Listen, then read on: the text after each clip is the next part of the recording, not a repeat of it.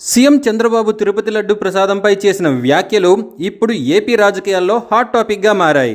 NDA ప్రభుత్వం అధికారంలోకి వచ్చి 100 రోజులైన సందర్భంగా ఆయన మాట్లాడుతూ గత ప్రభుత్వ హయాంలో తిరుపతి లడ్డూ తయారీలో అవినీతి చోటు చేసుకుందని, లడ్డూ తయారీలో నెయ్యికి బదులు జంతువుల ఎముకలతో చేసిన ఆయిల్ని ఉపయోగించారని సంచలన వ్యాఖ్యలు చేశారు.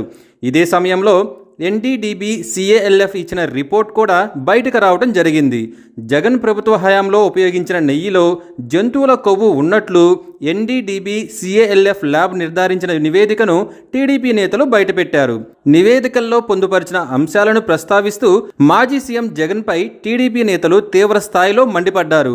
లడ్డులో నెయ్యిపై జూలై 8, 2024న ల్యాబ్కు పంపగా జూలై 17వ తేదీన ఎన్డీడీబీ సిఏఎల్ఎఫ్ ల్యాబ్ నివేదిక ఇచ్చిందన్నారు.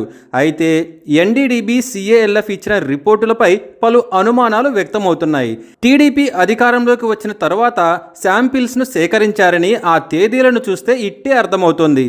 దీంతో నివేదికల్లో ఎలాంటి మార్పులు చేర్పులు చేయడానికైనా వారికి అధికారం ఉంటుంది. ఇది కాకుండా ప్రభుత్వంలోకి వచ్చిన 100 రోజుల తర్వాత ఇలాంటి ఆరోపణలు చేయటం వెనుక రాజకీయ ఉద్దేశం ఉందని ఇట్టే తెలిసిపోతుంది.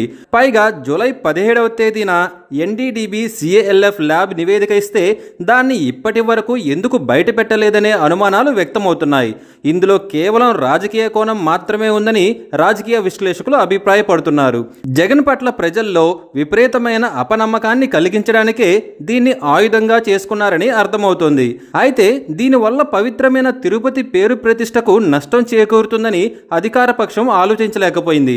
రాజకీయ విమర్శలకు అనేక మార్గాలున్నాయి. అంతే తప్ప దేవుణ్ణి కూడా ఒక సాధనంలాగా వాడుకోవడం అనేది చాలా నీచమని భక్తులు ఆవేదన వ్యక్తం చేస్తున్నారు.